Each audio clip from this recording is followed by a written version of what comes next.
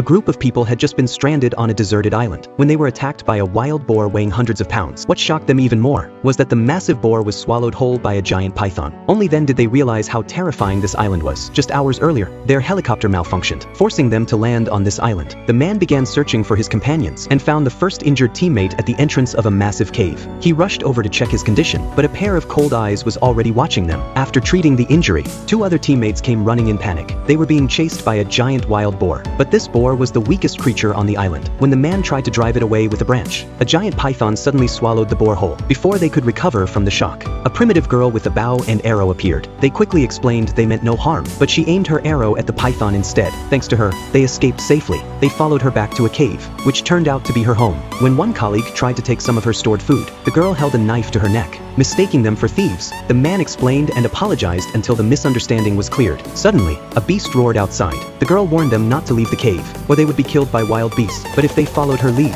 they'd be safe. She revealed she was a native of the island. Her tribe had lived here peacefully, until a giant 2-headed python appeared one day. It slaughtered all her people. She was the only survivor. The cave they were in used to be the python's lair, but one day, it abandoned it, and seemed to fear it for some reason. Since then, she had lived here alone. The next day, she taught them basic survival skills on the island, but one companion spotted the python approaching the cave it once feared. To protect them, the girl left alone to attack the serpent. She successfully drew its attention away. The man, worried she would be in danger alone, led his companions to help her, and managed to drive the python away with a torch. But as they let their guard down, the giant python watched them from the tall grass.